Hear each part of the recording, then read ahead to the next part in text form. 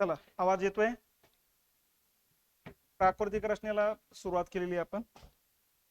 प्राकृतिक रचनेची सामान्य माहिती आपण बघतोय. काल तुमची काही टेस्ट झाली नाही वाटतं ना? ठीक आहे. टेस्ट मग घरी घेऊन जा, घरी सोल्युशन करा. जाताना फक्त या मुलाकडून घेऊन टाका. ऑनलाईन वाल्यांना टाकून द्या सांगतो, काल झालाच नाही पेपर आपला. चला, प्राकृतिक रचना बघायची. प्राकृतिक रचनेचे 5 भाग बघायचे आपल्याला, बरोबर आहे? 5 भागापैकी आता सगळ्यात पहिला भाग येतो उत्तरेकडील पर्वतीय प्रदेश, म्हणजेच हिमालयन डोंगररांगा. ठीक आहे. मग या हिमालयन डोंगररांगेबद्दलची माहिती घ्यायची आपल्याला. आता अगोदर बेसिक गोष्टीकडे जाऊ आपण. आता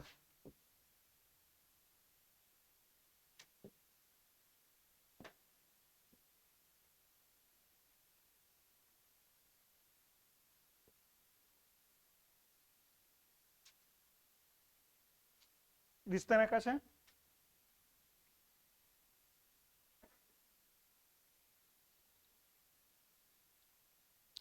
चला,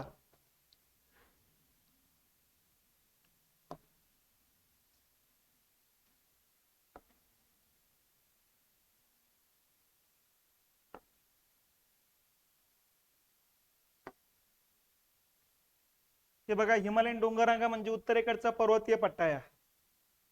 या पट्ट्याच्या पलीकडे लागेल बघा हा.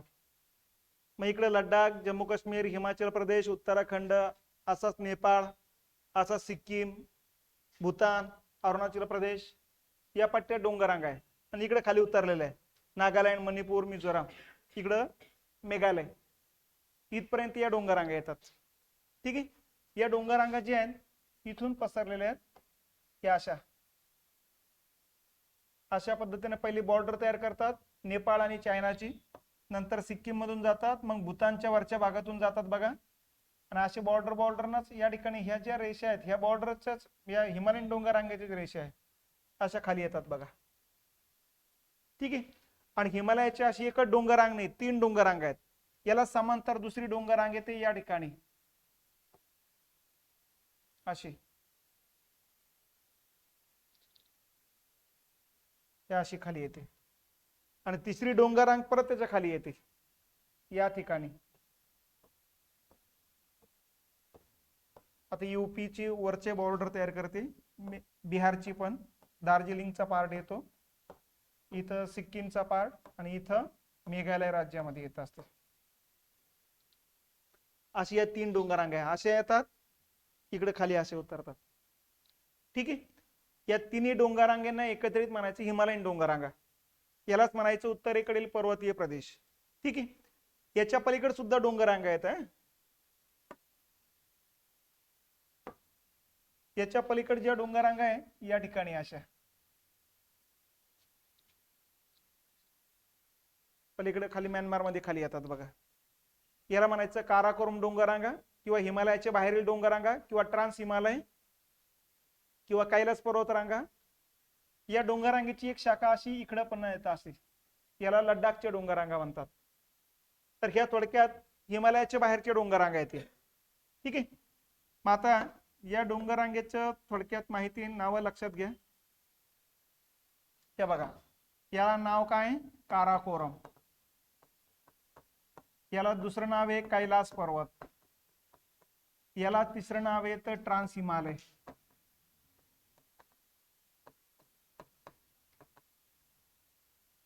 यालाच नाव आहे परत बाह्य हिमालय, म्हणजे हिमालयाच्या बाहेरचा भाग.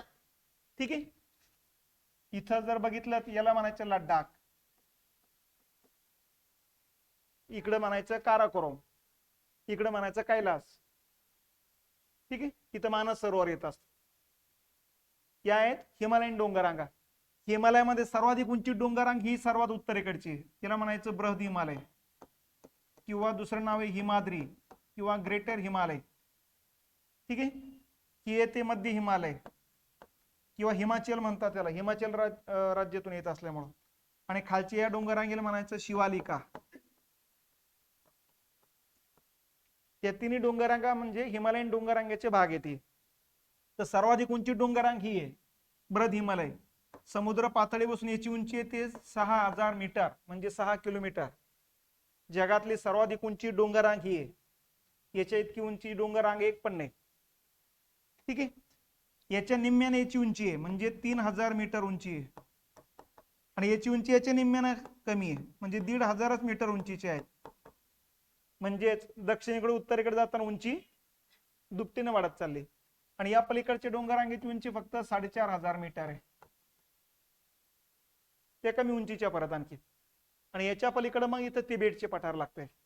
तिबेटच्या पठाराच्याच या भागाला आणखीन मग तियानशियन डोंगररांगा लागतात चायनामध्ये. त्याच्या पलीकडे आणखीन पठार आहे. परत आणखीन त्या भागामध्ये कुनलुन डोंगररांगा आहेत. आणि या बाजूला इकडे जातात हिंदुकुश पर्वत आणि इकडे येतात सुलेमान डोंगररांगा. इथं अफगाणिस्तान, ताजिकिस्तान आहे. इथं पामीरचे पठार आहे. या पामीरच्या पठारापासून वेगवेगळ्या दिशेने वेगवेगळ्या डोंगररांगा निघायला सुरुवात होतात बघा. अरे लक्षात, कुनलुन, तियानशियन, काराकोरम, बृहद हिमालय, मध्य हिमालय, शिवालिक टेकड्या, इकडे सुलेमान डोंगररांगा आणि इकडे हिंदुकुश पर्वतरांगा. या सगळ्या पर्वतरांगेचा सुरुवात होते पामीरच्या पठारापासून, म्हणून त्याला पामीर स्नॉट म्हटलं जातं असतं बघा. ठीक आहे. आता आपल्याला हिमालयावरती कॉन्सन्ट्रेशन करायचं, बाकीच्या डोंगररांगा सोडून द्या आपण आता. ठीक आहे. काराकोरमचा संबंध इथं लागतं म्हणून घ्यावा लागतात त्या, नंतर त्यांचा काही आपला संबंध लागत नाही. आपल्याला बघायची या 3 डोंगररांगा, कारण यांचा संबंध आपल्याकडे. कोणत्या राज्यात पसरलेले बघा, इथं लडाख, इथं जम्मू काश्मीर, इथं हिमाचल प्रदेश, इथं उत्तराखंड, इथं नेपाळ आहे. नेपाळचा आपला काही संबंध नाही. इथं दार्जिलिंगचा पार्ट आहे म्हणजे पश्चिम बंगालचा उत्तरेकडचा पार्ट. इथं सिक्कीम आहे आपला राज्य, इथं भूतान लागतो. त्याच्यानंतर आसामचा बॉर्डरवरच्या, त्याच्यानंतर अरुणाचल प्रदेश पूर्ण, नागालँड, मणिपूर, मिझोराम आणि इकडे मेघालय राज्य. लक्षात आले. हिमालय नाव जे इथं आपल्याला माहिती असल्या पाहिजे, इथं सिंधू नदी वाहत असते, इकडून येत अशी अशी जाते. ठीक आहे. सिंधू नदीपासून ते इकडून अशी ब्रह्मपुत्रा नदी वाहत असते अशी. इथं ब्रह्मपुत्र आहे. या 2 नद्या दरम्यानच्या पट्ट्यालाच म्हणायचं हिमालय. आणि इकडं जो काही हिमालयन डोंगररांगा आहेत त्याला हिमालय म्हणत नाही, इकडं म्हणायचं याला पूर्वांचल. हा पट्टा येतो पूर्वांचलचा. ठीक आहे. मग आता जो बाकीचा पट्टा येतो सिंधू नदीपासून ते ब्रह्मपुत्रा नदीपर्यंत जो पट्टा येतो, हा टोटल एरिया येतो 2400 किलोमीटर लांबीचा. आणि रुंदी काही ठिकाणी खूप कमी आहे, काही ठिकाणी खूप जास्त आहे. सरासरी रुंदी येते 150 पासून ते 400 किलोमीटर. आणि ईशान्य भारतातले राज्य, त्याच्यानंतर इथं सिक्कीम, दार्जिलिंगचे एरिया, उत्तराखंड, हिमाचल प्रदेश, जम्मू काश्मीर आणि लडाख. या पट्ट्यामध्ये जर बघितलं तर 5 लाख चौरस किलोमीटर एरिया येतो. भारताचा किती एरिया व्यापला गेलेला आहे? 5 लाख चौरस किलोमीटर एरिया व्यापला गेलेला आहे. तर अशा पद्धतीने या डोंगररांगेला म्हणायचं हिमालयन डोंगररांगा. मग आता पहिला मुद्दा हा आहे की या डोंगररांगा निर्माण होण्याच्या पाठीमागचे कारण काय ते बघा. आपण थोडी जर मागची स्थिती जर लक्षात घेतली तर या ठिकाणी सध्या पृथ्वीवरती 7 खंड आणि 5 महासागर आहे. आता ते कुठले कुठले ते काही सांगण्याची गरज नाही तुम्हाला. या ठिकाणी तुम्हाला माहिती उत्तर अमेरिका आहे, या ठिकाणी दक्षिण अमेरिका आहे, या ठिकाणी युरोप खंड आहे, या ठिकाणी हा आफ्रिका खंड आहे, हा तांबडा समुद्र आहे, इथं भारत आहे आपला, इकडं आशिया खंड असा येतो, ऑस्ट्रेलिया खंड आहे, अंटार्क्टिका खंड आहे. बरोबर आहे. हा येतो उत्तर अमेरिका, हा येतो युरोप, हिमालयाच्या उत्तरेकडचा भाग येतो आशिया. ठीक आहे. हा भाग येतो दक्षिण अमेरिका, हा भाग येतो आफ्रिका, हा भाग येतो भारतीय उपखंड, हा भाग येतो ऑस्ट्रेलिया आणि हा भाग येतो अंटार्क्टिका. अशा पद्धतीनं या ठिकाणचे हे जर स्थिती बघितली तर हे 1 2 3 4 5 6 7 हे 7 खंड पृथ्वीवर आहे सध्या आणि 5 महासागर आहे. 1858 पर्यंत सगळ्या शास्त्रज्ञांचं एक मत होतं की पृथ्वीवरचे जे सध्याचे 7 खंड आहे आणि 5 महासागर आहे हे पृथ्वी निर्माण झाली तेव्हापासून अस्तित्वात आहे. याच्यामध्ये कोणत्याही प्रकारचा बदल होत नसला पाहिजे. सगळे शास्त्रज्ञ एकमुखानं सांगायचे. आणि बदल का होत नसला पाहिजे, कारण सगळ्यांना माहिती याच्यात जर बदल करायचे म्हटलं, बदल करण्यासाठी एनर्जी लागेल. एवढी एनर्जीच पृथ्वीवर अस्तित्वात नाही. पृथ्वीवर जी एनर्जी आहे ती भरती ओटी पासूनच निर्माण होणारी एनर्जी आहे. आणि त्यानं काय होणार आहे, कारण जेवढी भरती ओटीपासून एनर्जी तयार होती त्याच्या कितीतरी हजारो पटीनं या ठिकाणी एनर्जी लागते की जेणेकरून खंड इकडे तिकडे सरकण्यासाठी. आणि एवढी एनर्जीच अस्तित्वात नसेल तर साहजिकच आहे पृथ्वीवरची खंड आणि महासागराची स्थिती अपरिवर्तनीय, म्हणजे याच्यात बदल होत नसला पाहिजे. हे सगळ्या शास्त्रज्ञांचं मत होतं 1858 पर्यंत. परंतु 1858 ला पहिल्यांदा फ्रेंच शास्त्रज्ञ स्नीडरनं सांगितलं की नाही, खंड आणि महासागरामध्ये काळानुसार परिवर्तन होणं शक्य आहे. आणि इथून पुढे खळबळ निर्माण झाली. आणि मग बऱ्याच जणांनी टीका टिप्पणी केली, तर मग सांगा कसं परिवर्तन होत आहे, एनर्जी कुठून येते, एवढी एनर्जी आहे का आपल्याकडे, मग तुम्ही कोणत्या बेसवरती सांगताय की खरोखर इथं बदल होतोय म्हणून. आणि यातून मग चोहो बाजून स्नीडरवरती टीका टिप्पणी होते आणि सगळ्यात हुशार माणसाला मूर्ख माणसामध्ये गणती केल्या जाते. परंतु स्नीडरच्या विचाराचा पगडा पडलेला जगभरात बरेच शास्त्रज्ञ होते की त्यांना माहिती स्नीडर सहजासहजी मत व्यक्त करत नाही. ज्या अर्थी त्याने मत व्यक्त केलं त्या अर्थी भरपूर विचार करूनच मत व्यक्त केलेले. आणि म्हणून त्यांच्या विचाराचा पगडा पडलेले जे शास्त्रज्ञ होते त्यामध्ये Alfred Wegener, Taylor, Young, Fisher हे नावाचे या कालखंडातले नावाजलेले शास्त्रज्ञ होते. आणि यांनीच मग लक्षात घेतलं की स्नीडरनं मत व्यक्त केले याचा अर्थ भरपूर विचार केलेला आहे त्याने, फक्त तो स्पष्टीकरण करू शकत नाही सध्या. आणि म्हणून मग हाच धागा पकडून अल्फ्रेड वेगनरनं काय केलं, खरोखर खंड आणि महासागरामध्ये स्थिती परिवर्तनीय आहे का हे शोधण्याकरता बाहेर पडला. अल्फ्रेड वेगनर हा जर्मनीचा होता, जीवशास्त्राचा प्राध्यापक होता, त्याचबरोबर प्राचीन हवामानाबद्दल तज्ञ होता. आणि मग यांनी काय केलं की प्राध्यापक पदाला त्याच्या स्टुटगार्ट नावाच्या युनिव्हर्सिटीमध्ये प्राध्यापक असताना त्याने या ठिकाणी लीव घेतली, 1 वर्षाकरता सुट्टी घेतली आणि वही पेन घेऊन वेगवेगळ्या देशाचं भ्रमंती करण्यासाठी बाहेर पडलेला आहे तो. आता या ठिकाणी आपण जर बघितलं, जगाचा नकाशा नाहीच आपल्याकडे ना, तर बाहेर पडल्यानंतर त्यांनी सगळ्या खंडाला भेटी दिल्यात. प्रत्येक खंडाला भेटी देताना त्या ठिकाणचं वनस्पती जीवन, प्राणी जीवन, मानवी जीवन, खनिज, खडक सगळ्याची नोंदी घेत गेला. आणि सगळ्याची नोंदी घेता घेता घेता त्याला काहीतरी विचित्र प्रकार जाणवला. कुठे? दक्षिण अमेरिका खंडात, आफ्रिकेच्या या भागामध्ये आणि भारताच्या दक्षिण भागामध्ये. विचित्र प्रकार काय जाणवला की त्या ठिकाणी उष्णकटिबंधात हे तिन्ही पट्टे येत असून सुद्धा या उष्णकटिबंधातल्या पट्ट्यामध्ये खडकाला उरण पडलेले दिसले. उरण पडलेले दिसले म्हणजे काय, पाऊस पडल्यानंतर एखादा प्राणी जर शेतातून गेला तर लगेच लक्षात येते 4 पायाचा गेला की 2 पायाचा गेला म्हणून, कारण पायाचे उरण पडतात ना. तर तशाच पद्धतीने उरण पडले होते या ठिकाणी या ठिकाणी या ठिकाणी. आणि हे उरण होते तो प्राचीन हवामानाबद्दल तज्ञ होता. हे उरण होते या ठिकाणी बर्फाच्या थराच्या लादीचे, 20-30 फुटाचे बर्फाचे लादीचे उरणातून तशा प्रकारच्या खडकाला त्या खुणा गेलेल्या होत्या. पण त्याला माहित होते या बर्फाच्या लादीच्याच खुणा आहे. पण मग त्याला विचित्र प्रकार काय जाणवला की उष्णकटिबंधात येते नाही सगळे पट्टे. उष्णकटिबंधामध्ये आपल्याकडेच विचार केला तर बर्फवृष्टी होती का आपल्याकडे, आणि 20-30 फुटाचे थरावर तर साठवणार आहे का, आणि ते पण लगातार या ठिकाणी लाखो वर्षे साठवणार आहे का, नाही. मग तो विचार हा करू लागला की इथं बर्फाचे लादी आल्यात कुठून, बर्फवृष्टी इथं कस काय होऊ लागली. आणि यावरून मग त्याने 2 निष्कर्ष काढलेत, दोन्ही पैकी एक बरोबर असलं पाहिजे. पहिला निष्कर्ष काढला की काळानुसार हवामानात बदल होत असला पाहिजे.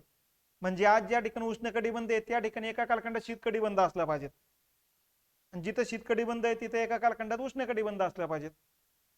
एक तर हे बरोबर असलं पाहिजे, आणि हे जर बरोबर नसेल तर 100% खंडवहन होत असलं पाहिजे. म्हणजे हाच खंड एका कालखंडात शीतकटिबंधात असला पाहिजे, वाहत वाहत तो उष्णकटिबंधात आला असला पाहिजे. मग पहिल्या तर्कावर विचार केला की हवामानात बदल होत असले पाहिजेत. त्याच्या लगेच लक्षात आलं हे शक्य नाही. का? कारण इथं उष्णकटिबंध आणि इथं उष्णकटिबंध असेल तर मध्ये काही या ठिकाणी सूर्य इकडून तिकडे जाताना इथून जाणारच ना, त्यामुळे शक्यच नाही. आणि म्हणून त्याच्या लक्षात आलंय की नाही, खंडवहनच होत असलं पाहिजे.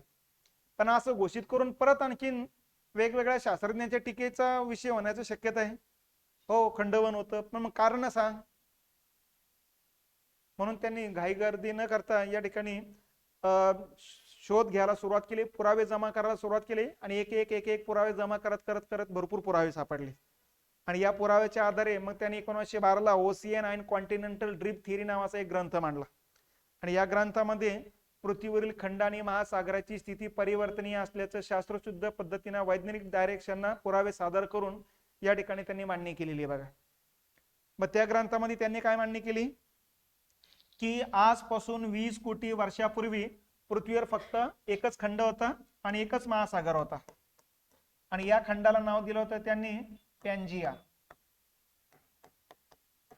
आणि 71% भाग पाण्याचा होता, त्याला नाव दिलं होतं गोंडवा आपलं सॉरी पॅन्थलसा. ठीक आहे, पॅन्जिया खंडाचं नाव ठेवलं, पॅन्थलसा महासागराचं नाव ठेवलं. तर ही स्थिती होती 20 कोटी वर्षापूर्वी. नंतर त्यांनी सांगितलं की खंडामध्ये तुकडे पडलेत. मग पॅन्जियाचे खंडाचे तुकडे पडले 14 कोटी वर्षापूर्वी आणि यातून 2 खंड तयार झालेत. एक खंड उत्तरेकडेच राहिला आणि एक खंड दक्षिणेकडे वाहत गेला. या उत्तरेकडच्या खंडाला नाव दिलं त्यांनी लॉरेशिया आणि या दक्षिणेकडच्या खंडाला नाव दिलं गोंडवाना आणि यांच्या दरम्यानच्या खोलगट भागामध्ये 33 सागराची निर्मिती झाली. तर अशा पद्धतीने ही मांडणी केलेली आहे त्यांनी. आणि ही स्थिती कधी निर्माण झाल्याचं सांगितलं 14 कोटी वर्षापूर्वी या कालखंडात निर्माण झालेलं सांगितलेले बघा.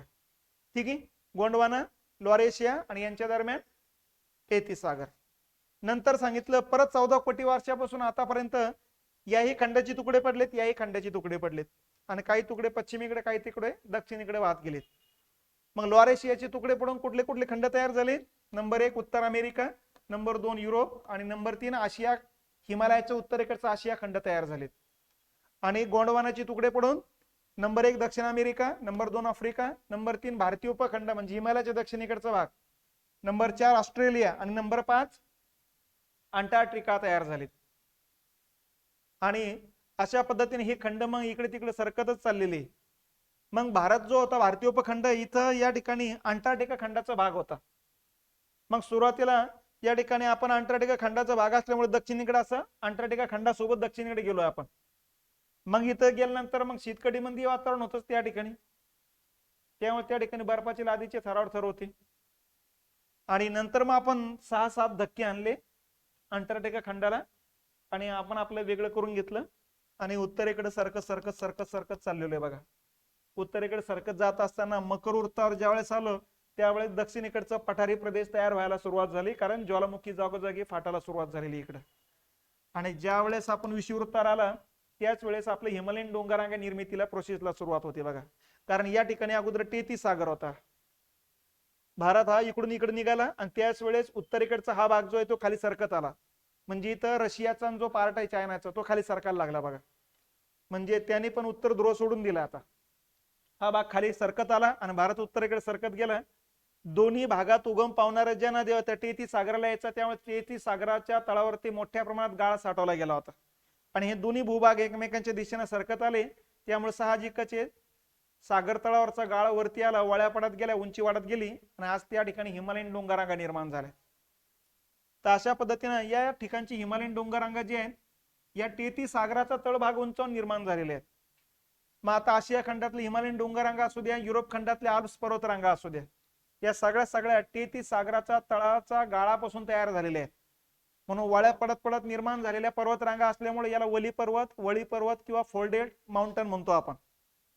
म्हणजे पर्वताचे 4 प्रकार असतात बघा. नंबर 1 असतो वली पर्वत, वळ्या पडून तयार झालेला असेल तर. नंबर 2 ज्वालामुखी पर्वत, ज्वालामुखीतून बाहेर पडलेल्या लावा रसाच्या संचयनातून तयार झाला असेल तर.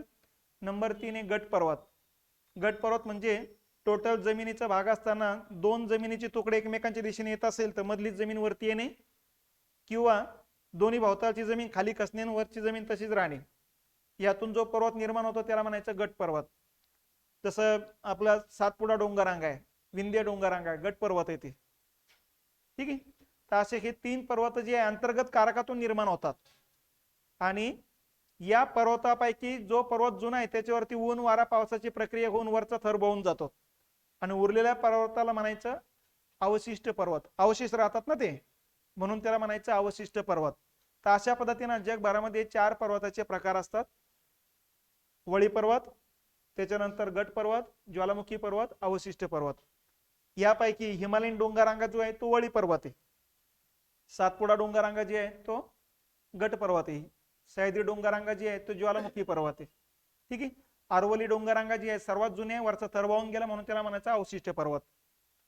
तर भारतातला सर्वात जुना पर्वत अरवली आहे आणि सर्वात नवीन पर्वत हिमालय. जगातला सुद्धा सर्वात नवीन पर्वत हिमालय म्हणून त्याला नवीन म्हणा, आधुनिक म्हणा, तरुण म्हणा, अर्वाचीन म्हणा असे शब्द वापरले जातात बघा. तर अशा पद्धतीनं हिमालयाच्या ठिकाणी अगोदर टेती सागर होता म्हणून हिमालयामध्ये दगडापासून तो बनलेला नाही, खडकापासून बनलेला नाही, तो गाळापासून बनलेला आहे. म्हणून भूस्खलनाच्या घटना वारंवार हिमालयात घडतात. जास्त पाऊस पडला की रस्त्याचे रस्ते खाली होऊन जातात खाली, आणि उग एखादा दगड वगैरे तयार असेल ते दगड येऊन आदळतात खाली. मग ठीक आहे, भुसभुशीच तो, कारण गाळापासून बनलेला आहे. आणि म्हणून दोन भूभागांना जॉईन करणारा पट्टा असल्यामुळे सर्वात जास्त भूकंप ज्वालामुखीच्या घटना पण इथेच घडतात. म्हणून जगातला दुसऱ्या क्रमांकाचा मोठा अस्थिर पट्टा म्हणजे हिमालयन डोंगररांगा आहे. वर्षातून जवळपास जेवढे जगात भूकंप होतात 8,000च्या आसपास भूकंप होतात एका वर्षामध्ये, यातले 21% भूकंप या पट्ट्यामध्ये. म्हणून जगातला दुसऱ्या क्रमांकाचा अस्थिर पट्टा कुठला असेल तर हिमालयन डोंगररांगा आहे. तर अशा पद्धतीनं तेहतीस सागराच्या तळभाग उंचावून या पर्वताची निर्मिती होताना दिसते. आले लक्षात? मग आता या डोंगररांगा जी आहे उंची वाढतच चाललेली आहे, कारण आजही भारत हा दरवर्षी 12 सेंटीमीटरनं उत्तरेकडे सरकतोय. त्यामुळे तेवढाच हा भाग वरती जातोय, तेवढ्याच पर्वताची उंची वाढते, तेवढी शिखराची पण उंची वाढते. तर अशा पद्धतीने या डोंगररांगा येत असतात बघा. आता या डोंगररांगेचे आडवे 3 भाग बघितले, बृहद हिमालय किंवा हिमाद्री पर्वत, मध्य हिमालय आणि शिवालिका टेकड्या. या ज्या पद्धतीने आडवे 3 उपभाग आहे त्याच पद्धतीने उभे सुद्धा उपभाग पाडले जातात. आता उभे उपभाग कुठले कुठले? सिंधू नदी पासून ते इथं सतलज नदी पर्यंतचा एरिया, याला म्हणायचं पश्चिम हिमालय किंवा याला म्हणायचं काश्मीर हिमालय. ठीक आहे. 560 किलोमीटर लांबीचा हा एरिया येतो असतो बघा. लडाख, जम्मू काश्मीर आणि हिमाचल प्रदेश या 3 राज्यातले हिमालयाला म्हणायचं पश्चिम हिमालय. सतलज नदीपासून ते इथं काली नदी आहे, इथपर्यंतच्या एरियाला म्हणायचं कुमाऊ हिमालय. 320 किलोमीटर लांबीचा पट्टा येतो हा. उत्तराखंड राज्यातला हिमालयाला म्हणायचं कुमाऊ हिमालय. उत्तराखंड राज्य येते या पट्ट्यामध्ये. काली नदीपासून ते इथं तिस्ता नदी आहे, इथपर्यंतच्या हिमालयाला म्हणायचं मध्य हिमालय. ठीक आहे. 800 किलोमीटर लांबीचा हा पट्टा येतो असतो. हा मध्य हिमालय नेपाळ, सिक्कीम आणि पश्चिम बंगालचा जे हिमालय त्याचा समावेश होत असतो. आणि या तिस्ता नदीपासून इथं ब्रह्मपुत्रा नदी आहे, इथपर्यंतच्या हिमालयाला म्हणायचं पूर्व हिमालय. हा पूर्व हिमालय येतो 720 किलोमीटर लांबीचा. यामध्ये मग भूतान, आसाम आणि अरुणाचल प्रदेशच्या हिमालयाचा समावेश होतो. तर अशा पद्धतीनं हे 560 आणि हे 320, 880, 880 ते 80 आणि हे 20 टाका 900, 900 ने 800 1700, 1700 ने हे 700 2400. ठीक आहे. मग यामध्ये पर्याय नावं लक्षात ठेवा. पश्चिम हिमालयालाच म्हणायचं काश्मीर हिमालय, लडाख हिमालय, हिमाचल हिमालय. कुमाऊ हिमालयालाच म्हणायचं उत्तराखंडचं हिमालय. मध्य हिमालयालाच म्हणायचं नेपाळ हिमालय. पूर्व हिमालयाला म्हणायचं भूतान हिमालय किंवा अरुणाचलचा हिमालय. हे असे पर्याय नाव पण लक्षात घ्यायचे. ठीक आहे. मग या पद्धतीने उभे पण उपभाग लक्षात ठेवा, आडवे पण उपभाग लक्षात ठेवा. आणि हे ढोबळ नाव आहेत: बृहद हिमालय, मध्य हिमालय, शिवालिका टेकड्या. परत प्रत्येक राज्यामध्ये हिमालयाला परत स्थानिक नावं वेगवेगळी आहेत आणि ते स्थानिक नावं पण विचारलेली आहेत. मग आता इथं बघा लडाख आणि जम्मू काश्मीर आहे, इथं स्थानिक नावं बघा. इथं काराकोरम नाव आहे, इथं लडाख नाव आहे. इथं कुठल्या डोंगररांगा आहे? बृहद हिमालय. बृहद हिमालयाला इथं म्हटलं जातं झास्कर. इथं कुठलं आहे? मध्य हिमालय. मध्य हिमालयाला नाव आहे पीर पंजाल. आणि शिवालिका आहे, शिवालिकाला शिवालिकाच नाव आहे. ठीक आहे. पुढे हिमाचल प्रदेश आहे. आता हिमाचल प्रदेश मध्ये इथल्या डोंगररांगेला म्हणायचं धौलाधार. उत्तराखंड आहे, उत्तराखंड मध्ये नाव आहे कुमाऊ. माझं बाकीचं नाव इथं नाही, इथं अरुणाचल प्रदेश मध्ये नाव आहे पडतं इथं हिमालयाचं पतकोई. खाली नागालँड आहे, नागालँड मध्ये म्हणतात नागा, मणिपूर मध्ये म्हणतात मनी, ठीक आहे. आणि इथं मिझोराम मध्ये म्हणतात मिझो किंवा लुशाई. दक्षिणेकडे जाताना उत्तरेकडे जाताना क्रमाने या डोंगररांगा विचारण्याची शक्यता असते. त्याच्यानंतर मेघालय राज्य आहे, पूर्व पश्चिम दिशेने डोंगररांगा पसरलेल्या आहेत. पश्चिमेकडून पूर्वेकडे जाताना या डोंगररांगेला नाव आहे गारो, त्याच्या पूर्वेकडच्या डोंगररांगेला नाव आहे खासी, त्याच्यानंतर पूर्वेकडच्या डोंगररांगेला नाव आहे बरेल, त्याच्या पूर्वेकडे जयंतिया. गारो, खासी, बरेल, जयंतिया असे डोंगररांगा लागतात. यामध्ये गारो आणि खासी डोंगररांगा जे आहेत थोड्या अशा अर्धवर्तुळाकार आहे, अर्धचंद्राकृती असे, कारण जास्त पावसामुळे इथे खनन कार्य जास्त चालतं असं. कारण इकडून येणारे जे वारे इथे अडवले जातात. आणि या पट्ट्यात जगात सर्वात जास्त पाऊस पडणाऱ्या ठिकाणे मौसिनराम किंवा चेरापुंजी. तर 1200 सेंटीमीटर म्हणजे 12,000 mm पाऊस पडतो एका वर्षामध्ये इथं. तर जगातलं सर्वाधिक पाऊस पडणारं ठिकाण कुठलं आहे? मेघालयमध्ये गारो खासी डोंगररांगेच्या उतारावर मौसिनराम, त्याच्या खालोखाल पाऊस पडतो चेरापुंजीला 1180 सेंटीमीटर. तर अशा पद्धतीनं हा पट्टा या ठिकाणचा लक्षात घेतला पाहिजे. तर हे स्थानिक नावही लक्षात घ्या, ठीक आहे. मग आता हिमालयाचे स्थानिक नावं घेतलेत, आडवे उपभाग घेतले, उभे उपभाग घेतले, त्यांची स्थानिक नावं बघितलेली आपण. आता पुढचा मुद्दा काय, या डोंगररांगेचे वैशिष्ट्य काय. मग आता हिमालय बघा किंवा कुठल्याही डोंगररांगा घ्या, कुठल्याही डोंगररांगेचा डोंगर असा कधीच नसतो, टेबलासारखा असा, ठीक आहे. कुठलाही डोंगररांग आहे त्या डोंगररांगेचा काही भाग सकल असतो, काय उंचावट्याचा असतो, काय खोलगट असतो, त्या अशा प्रकारची रचना असते बघा, ठीक आहे. मग आता हा डोंगरावरचा जो सकल भाग असतो त्याला म्हणायचं घाटमाथा, डोंगरावरचा जो डोंगर असतो त्याला म्हणायचं शिखर, आणि जो खोलगट भाग असतो त्याला म्हणायचं दरी. तर सरळ सरळ कुठल्याही डोंगररांगेचे 3 उपभाग पाडले जातात, ठीक आहे. घाटमाथा त्याच्यापेक्षा कमी उंचीचं दरीच आहे आणि याच्यापेक्षा जास्त उंचीचा शिखराचा आहे. मग आपण बघितलेले बृहद हिमालय किती मीटर उंचीचे आहे? 6000. तर 6000 मीटर उंची या घाटमाथ्याची आहे. शिखराची उंची त्याच्यापेक्षा जास्त आहे. मग माउंट एव्हरेस्ट बघा 8848 आहे, K2 बघा 8611 मीटर आहे, 8000 पेक्षा जास्त उंचीचे आहे, परंतु सरासरी उंची आपण किती सांगतो? 6000, ठीक आहे. आणि दरीची उंची 6000 मीटर पेक्षा कमी असणार आहे. अशा पद्धतीनं ही सरासरी उंची म्हणजे घाटमाथ्याची उंची आहे बघा. मग आता या घाटमाथ्याचं वैशिष्ट्य काय, शिखराचं वैशिष्ट्य काय, दरीचं वैशिष्ट्य काय हे लक्षात घ्या. हा जो घाटमाथ्याचा एरिया येतो याचे 2 वैशिष्ट्ये, एक तर थंड हवेची ठिकाणे या ठिकाणी असतात बघा, कारण हा भाग जो आहे समुद्र पातळीपासून 6000 मीटर उंचीवर आहे.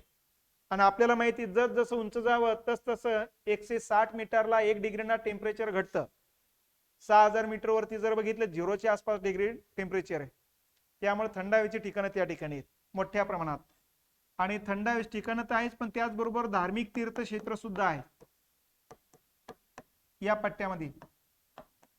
मग आता धार्मिक तीर्थक्षेत्र हिंदू धर्मियांची पण आहे, मुस्लिम धर्मियांची पण आहे, शीख धर्मियांची पण आहे आणि बौद्ध धर्मियांची पण आहे. तर धार्मिक पर्यटन त्या ठिकाणी चालतं किंवा थंड हवेची ठिकाण आहेत. मग आता थंड हवेची ठिकाणं कुठली कुठली आहे?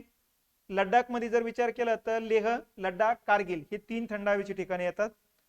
जम्मू काश्मीर मध्ये श्रीनगर, जम्मू, गुलमर्ग, पहलगाम, ठीक आहे, हे येतात.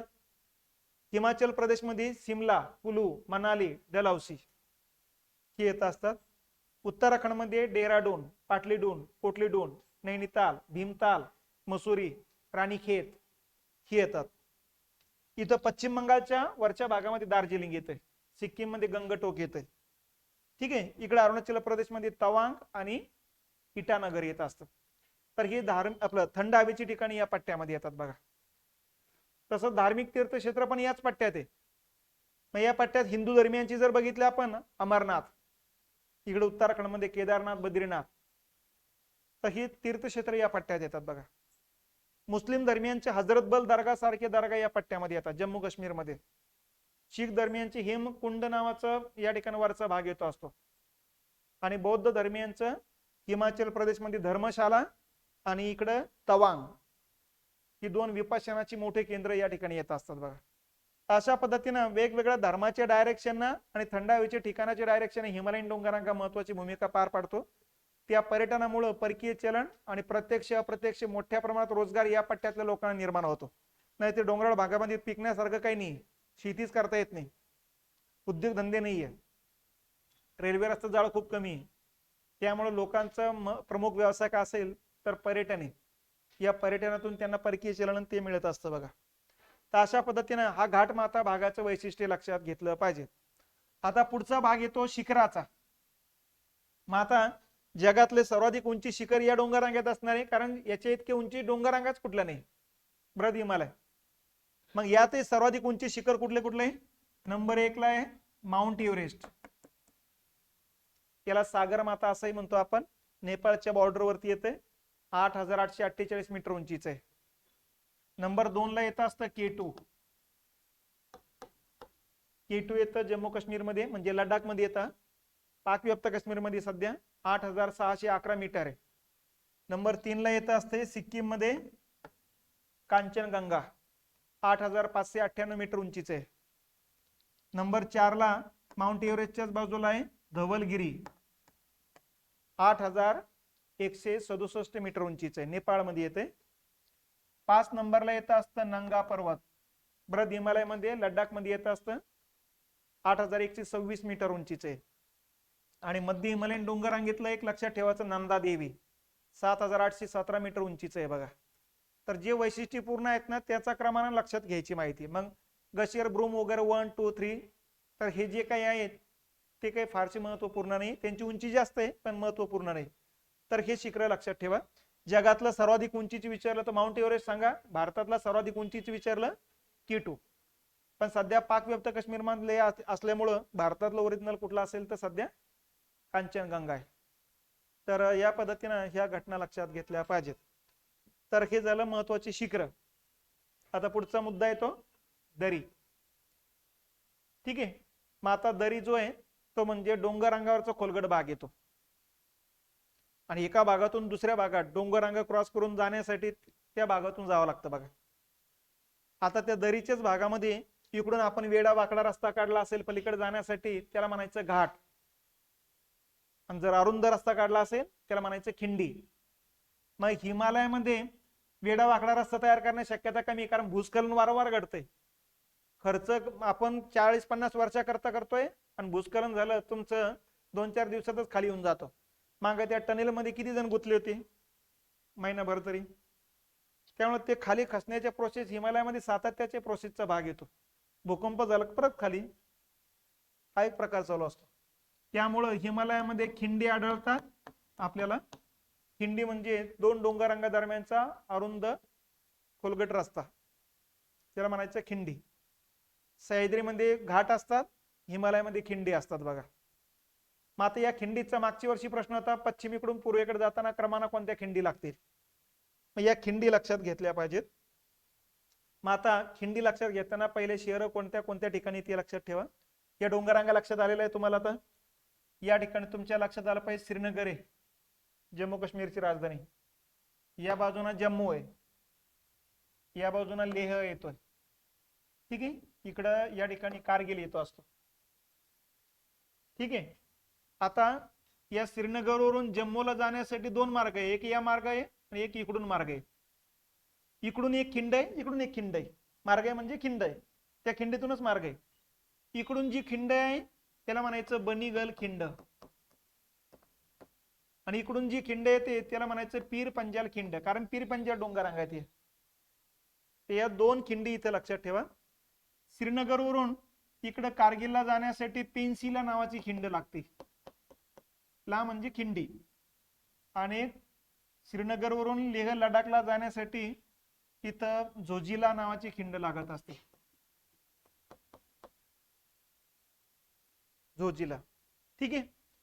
त्याच्यानंतर या भागातून आपण जर विचार केला, लेह लडाख वरून इकडे सिकियांग प्रांतात जायचं असेल, चीनचा सिकियांग प्रांत आहे, इथं जी खिंड लागते त्याला म्हणायचं आगिल खिंड. आणि या पट्ट्यातून इकडे तिबेटला जायचं असेल तर या ठिकाणी थांगला खिंड लागत असते. या दोन आणि या दोन 6 झाले. त्याच्यानंतर इथं हिमाचल प्रदेश आहे. आता हिमाचल प्रदेश मधून इकडं लडाखला जाण्यासाठी जी खिंड लागते त्याला म्हणायचं 12 लाभ चाला.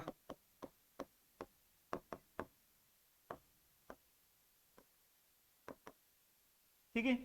आणि इथून इकडं तिबेटला जायचं असेल तर शिपकीला.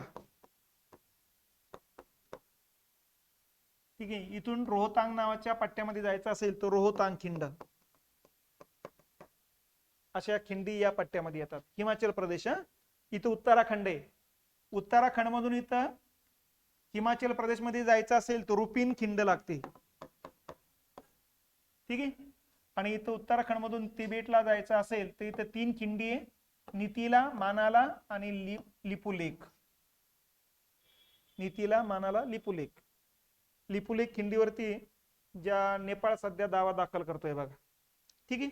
तर या पट्ट्यातल्या खिंडी इथं सिक्कीम लागते. सिक्कीम मधून इकडं तिबेटला जाण्यासाठी जिलपला खिंड लागते. आणि सिक्कीम मधून चायनाला जाण्यासाठी नथुला खिंड लागते. आपला सगळा व्यापार नथुला खिंडीतून चालू असतो. ठीक आहे.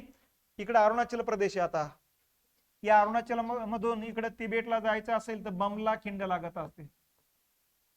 आणि या अरुणाचल मधून इकडे म्यानमारला जायचं असेल तर दिफू, दिहांग आणि लिखापानी या खिंडी लागतील बघा. ठीक आहे. मागच्या वेळेस पश्चिमेकडून पूर्वेकडे जाताना 4 खिंडी टाकल्या होत्या. त्यातली पहिली होती जोजिला, दुसरी होती शिपकीला, तिसरी होती नीतीला आणि चौथी होती नथुला.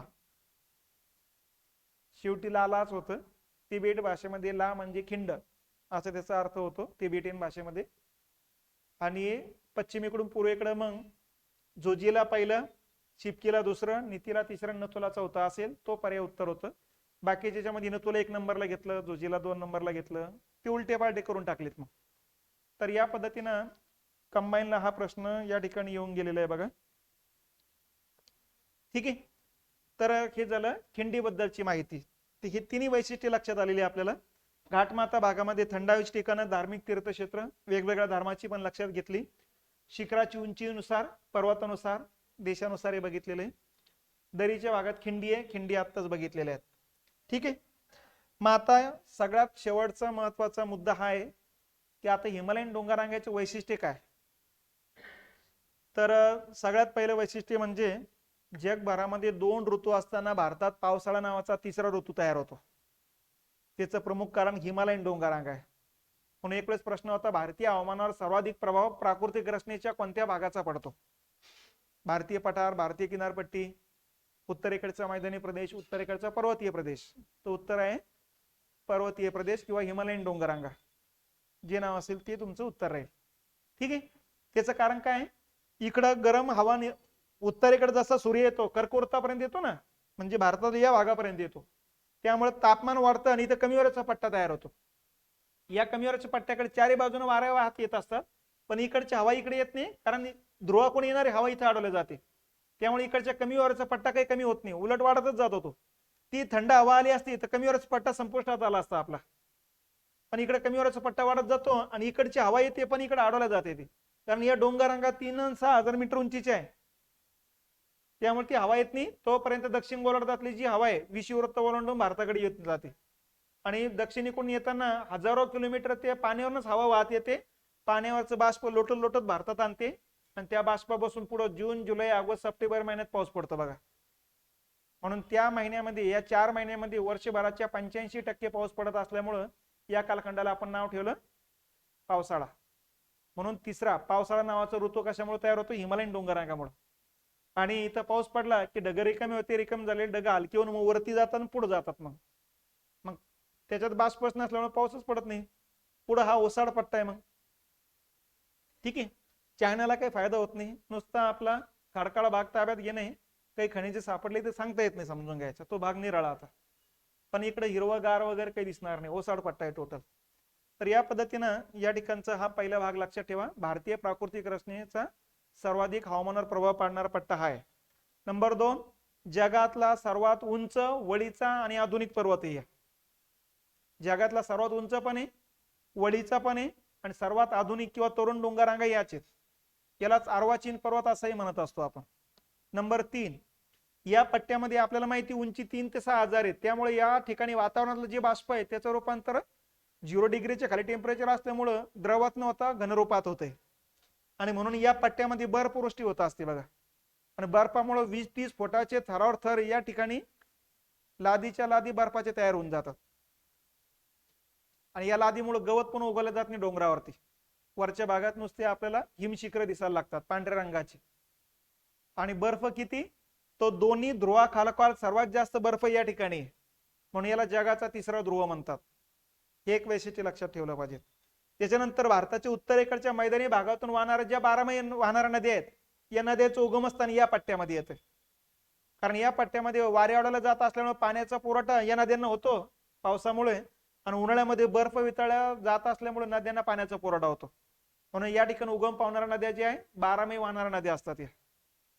या नदीने आणलेल्या गाळापासूनच उत्तरेकडचा मैदानी प्रदेश तयार झालेला आहे. मग ठीक आहे, हाच भाग जो आहे तो 2 भूभागांना जॉईंट करणारा पट्टा आहे आणि जॉईंट करणाऱ्या पट्ट्यातूनच अंतर्गत भागातली उष्ण हवा बाहेर येते. त्यामुळे या पट्ट्यात सातत्याने भूकंप आणि ज्वालामुखीच्या घटना घडतात. जगात सर्वात जास्त भूकंप आणि ज्वालामुखीच्या घटना घडतात पॅसिफिक महासागरालगतच्या पट्ट्यामध्ये. जगात वर्षभरात 8,000 पेक्षा अधिक भूकंप होतात. त्यातले 66% भूकंप पॅसिफिक महासागरालगतच्या पट्ट्यात होतात, म्हणून त्याला अग्निकंकणाचा पट्टा असंही म्हटलं जात असतं. आणि त्याच्या खालोखाल सर्वात जास्त भूकंप 2ऱ्या क्रमांकाचं भूकंपाचं केंद्र असतं या पट्ट्यामध्ये, हिमालयन डोंगररांगा. म्हणून जगातला 2रा क्रमांकाचा अस्थिर पट्टा म्हणून हिमालयन डोंगररांगा ओळखल्या जात असतात बघा. ठीक आहे, त्याचबरोबर या डोंगररांगेच्या उतारावरती इथं चहाची मळी आहेत, कॉफीची मळी आहेत, मसाल्याच्या पदार्थाची मळी येतात बघा. याच पट्ट्यामध्ये आपण जर बघितलं तर या डोंगररांगेच्या उतारावरती नैसर्गिक वनाचं सूचीपर्णी अरण्य म्हणतो आपण मोठ्या प्रमाणात आहे. या सूचीपर्णी लवचिक वनस्पती आहे. याच्यापासून कागदाचा लगदा, बॉन्डचा कागद, नोटाचा कागद, फर्निचर, लाकडाची खेळणी मोठ्या प्रमाणात तयार केल्या जातात. म्हणजे आर्थिक डायरेक्शन या वनस्पती अतिशय महत्वाच्या आहेत. तर सूचीपर्णी अरण्याचा पट्टा आहे. मग या ठिकाणी सातत्याने भूगर्भात हालचाली चालूच राहतात. त्यामुळे डोंगर कधी खाली येतोय, परत वाढत जातो, परत खाली येतोय. त्यामुळे उतारावरती बऱ्याच वनस्पती खाली काढल्या जातात, प्राणी खाली काढले जातात. गाडल्या गेलेल्या वनस्पती प्राण्यांच्या अवशेषापासून या ठिकाणी दगडी कोळसा आणि खनिज तेल तयार होतं. म्हणून इथं टर्शरी प्रकारातला दगडी कोळसा मोठ्या प्रमाणात सापडतो. आणि आसाम राज्याच्या डोंगररांगेच्या पायथ्यालगत आसाम राज्यामध्ये मोठ्या प्रमाणात खनिज तेलाचे साठे सापडलेले आहेत आपल्याकडे. तर खनिजांनी युक्त असलेला पट्टा हाच आहे. तांब्याच्या पण मोठ्या खाणी या पट्ट्यात आहे. जिथं जिथं भूकंपाचे ठिकाण आहे त्या ठिकाणी तांब्याच्या खाणी मोठ्या प्रमाणात सापडतात. तर इथं भूकंपामध्ये पट्टा आहे, त्यामुळे इथं सुद्धा तांब्याच्या खाणी मोठ्या प्रमाणात आहेत बघा. मग इथल्या वनस्पतीचा फायदा आपल्याला होतो, प्राणी जीवनांचा होत असतो. त्याच्यानंतर इथं खनिज संपदेचा सुद्धा फायदा होत असतो. इथंच पायऱ्या पायऱ्या शेती करून या ठिकाणी तांदळाचं उत्पादन घेण्याचं प्रमाण पण जास्त आहे. या पट्ट्यामध्ये लोकसंख्या मोठ्या प्रमाणात आहे. सिमला, कुलू, मनाली, डल हौसी जर बघितलं तर तुमच्या पर्यटनावरती सगळ्या अर्थव्यवस्था या ठिकाणची चालत असते. तर अशा पद्धतीने हा पट्टा येतो. हाच पट्टा नैसर्गिक सीमा म्हणून पण काम करतो. भारत चायना असू द्या, भारत नेपाळ असू द्या, भारत भूतान असू द्या, भारत म्यानमार असू द्या, यांच्या दरम्यान नैसर्गिक सीमा म्हणून काम करण्याचं या ठिकाणी हिमालय करत असतो. त्यामुळं एका भागातून दुसऱ्या भागातली घुसखोरी या पट्ट्यात घडत नाही. जशी पाकिस्तानची भारतामध्ये किंवा बांगलादेशची भारतामध्ये घुसखोरी चालते, तशी चायनाची किंवा नेपाळची किंवा भूतानची अशी घुसखोरी चालत नाही. कारण जिथं खिंडी आहे तिथं लष्कर उभं आहे आणि खिंडी नसलेल्या एरियातून डोंगर ओलांडणं शक्य नाही. पाय सटकला की तुम्ही खाली बर्फात गाडले गेले म्हणून समजून घ्यायचं. तर अशा पद्धतीनं या डोंगररांगा येत असतात बघा. या डोंगररांगेलाच म्हणायचं हिमालयन डोंगररांगा. ठीक आहे.